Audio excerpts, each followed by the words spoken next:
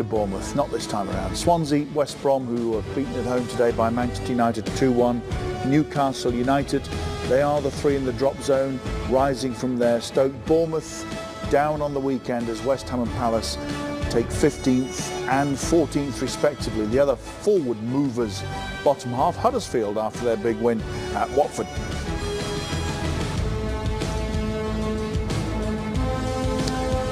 Spurs falling into 7th this weekend. Burnley, as you were, 6th. Arsenal into 5th. Liverpool retake 4th. Ahead of them, Chelsea, Manchester United and City, and the lead at the top still 11 points.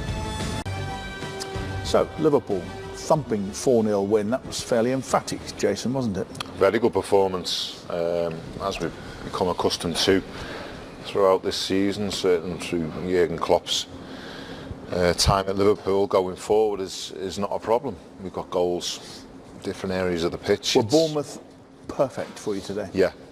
Off the back of the two results we just had, it was going to be a game that was going to be open. Eddie Howe's not going to change it. I wouldn't say it was a Bournemouth team like he had last season. I don't think they're in the same kind of position, same kind of attitude or confidence, and it was a really good fixture for Jurgen Klopp and his boys today, and they did a good job. But as Andy mentioned, there was still that moment in the game at 2-0 where Liverpool gifted them an opportunity where Jermaine Defoe gets in and it's the post. They're the things they've got to eradicate. That's the mental attitude that we talk about. You know, they've got to stay stronger and see out the game, manage the game a little bit better. But today they did that. But like I said, I don't think it was a convincing Bournemouth team, to be honest. No, so it certainly was. Attacking, offensive football. Yeah. But at the back, you know, when they come under pressure from the likes of a Tottenham, a City, you know, Arsenal are going to put them under pressure. As a Liverpool fan, would you accept the extent of the ambition being only, as John Barnes said last week, that top 4 is okay? I think you have to have a realistic approach, Richard, to what you're trying to do. You know, you start the season all on the same points and you have aspirations of, winning the Premier League title, maybe a cup, managing that throughout the season. But when you've dealt with Manchester City, as you have this season, who are just unstoppable and so good and so powerful when it comes to the transfer market, you know, if you don't stay with them and they get this gap, then you've got your realistic expectations change, don't they? You know, Jurgen Klopp said last week the title race is over. That's a realistic approach to what's going on. He's been a realist, isn't he? Do you think Liverpool will ever win the title again? I don't know of anyone apart from Man City who's going to win the title for the foreseeable future. I just think they're going to be so strong and too dominant. So I would have to say no. I can't see it. Ken, we've been talking about it. I think the other clubs have to step up. Yeah, they have to, and that's what will happen, I think. That does happen. How do they do that? Well, they'll spend more money. They'll take more chances. Well, you know, Liverpool. I work with Liverpool in the summer. We go on tour. We bring partners into the football club. You know, they exhaust every avenue they can to stay with a Man City or even a Chelsea, who have so much wealth. You can't compete. And we spoke about Man City before. Not only do they have so much wealth in the owners, that the business model it's unbelievable. They've got 9 franchises around the world where they have all the players to pick from. You know, when I mentioned before the Aaron Mui study, how they get round the financial regulations that are in football now. They bought Mui from a club that they own, basically, for $425,000. They brought him in. They put him on loan at Huddersfield. He's not good enough for them, so they sell him to us for £10 million. So your owners are not showing the right kind of ambition then? Well, well, that's a different argument, because my take on their owners is, on Liverpool's owners, is at the right price, I think they would sell out at the right price. Now, I'd expect they've doubled their money at the minute. You know, they can't compete with Manchester City. It's a different business model. And that's why, you know, I've said this to you before, winning the Premier League for Liverpool, for the owners, that, you know, they've They haven't won the Premier League or the Champions League, and the club's doubled. It's Do you know doubled in value. What worries me about when I hear things like that, it's like everyone's then just quit then. Everyone's just happy to finish top four. Everyone's just happy to stay. The lower clubs are happy to stay in the Premier League because it's all about money now. It's not all about ambition. I don't think. I think Liverpool's ambition should be like every top six club there to win the Premier League. Now, City have been exceptional this year, but that doesn't mean to say they're going to be exceptional for the rest of the season, and it doesn't mean to say they're going to be exceptional and the others haven't got better by this time next year. No, I'm not saying the players and the management of Liverpool, there's an expectancy there that they're not going to win it, and their ambition's not trying to win it. I'm saying from an owner's point of view. Well, that's what I'm talking about. What do the West Brom owners expect? What are they in it for? For the league, we for the Premier League, we have to have competition, and we have to have competition right through the leagues. That's why it's the best league in the world, because you look at City have bucked the trend.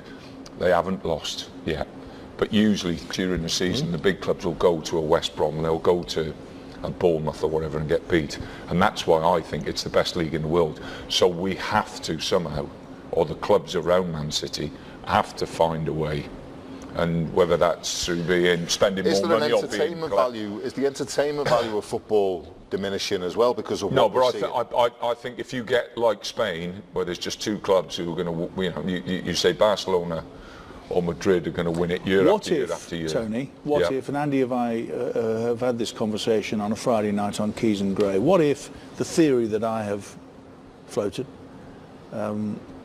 with a little bit of information, is correct, that the Americans particularly want to form, say, a super league of 18 clubs where Liverpool can play Real Madrid in New York this weekend, where there is no promotion or relegation, where they're going to start to make money, which is their primary objective, and move the game in an entirely different direction to the one that we currently enjoy domestically. And do you take two out of Spain, you take two from Germany? Yeah, there's a massive worry within the league, and I think Scudamore understands this situation and understands where it's going. I think there's another round of talks with the money coming into the Premier League. They see the Chinese as being the next lump of money coming in, and then the India as the next. And after that, then I think that's the peak.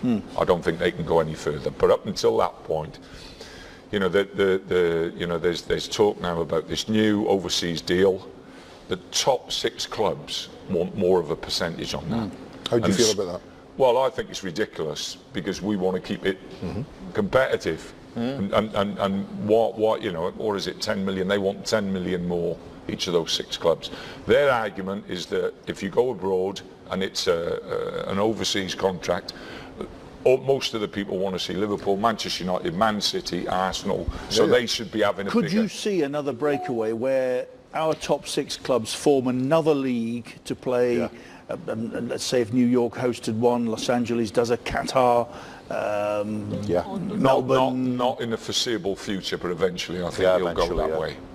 And that's because the top 6 you're saying, or the top 5 that are chasing Manchester City, they're going to step it up again. The likes of West Brom, so they can't go again, can they? There's only so much they can can generate, only so much money they can generate. They're going to fall away. My concern is that there's got to be, as we were talking, Andy, there's got to be, Manchester United have got to try and plug. And Jason McAteer with us, 3-0 Liverpool, half-time, practice football. But Tony, if you're setting up a side to play against them, surely you want to give them more of a test than Bournemouth have. Well, the gaps in between, the forwards and the back four are enormous. They're just playing into Liverpool's hands at the moment. And for as much as Eddie wants to play, that open, expansive game, there's sometimes you're playing against teams they've got better players than you. Yeah. And you've then got to make sure that you lock it down and make it as tight as you possibly can. And if you break, like they did with Defoe's effort, and they've done it 2 or 3 times, where if they'd have played the right pass, they'd have got in, then that's how you beat these teams. But you have to be solid behind the ball. Otherwise, Liverpool will do what they've done. And, it's 3-0. Liverpool have had 5 or 6 other chances on top of that. There's 2 ways of looking at it. And Sparta Moscow did the same thing when they come to Anfield. You either look at it and think, well, we go toe-to-toe and hopefully with Liverpool's defensive problems we'll get a chance and we'll score. But isn't the key, Jason, what Tony just said? They've got better players, so if you're going to go toe-to-toe with them, you've got to have good players as well. Yeah, I agree. The other way is like you shut up shop, park the bus and try and play on the break, and that's where you have to think sensibly and think, do we have the players that are good enough to break that poor defence down? And a lot of teams don't have the answers. But look at this goal, 6 players around one, and it happened again and again. This one's poor defending. I got to admit, it was Simon Francis who gets the overlap by Robertson was a great. And I'm enjoying it. To be fair, we've just watched Manchester United huff and puff against the Baggies. It wasn't a great game to watch. And much as we say we don't want to see this, Eddie Howe plays this way. Whether you think he's right or wrong, there's a different argument altogether. But as a spectacle, if we're watching that, and anyone who's neutral sitting watching that, I can't feel they've enjoyed it. It was lovely and open if you want that kind of football match. But if you're a Bournemouth fan, you are thinking, why are we so open against a team doing much better than us? I think from a Liverpool's point of view, we've seen this so many times.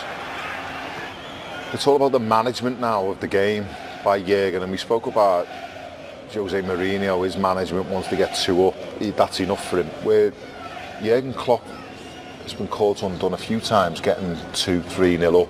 Sevilla springs to mind, and drawing the game or even losing the game. Bournemouth last year springs to mind. Yeah.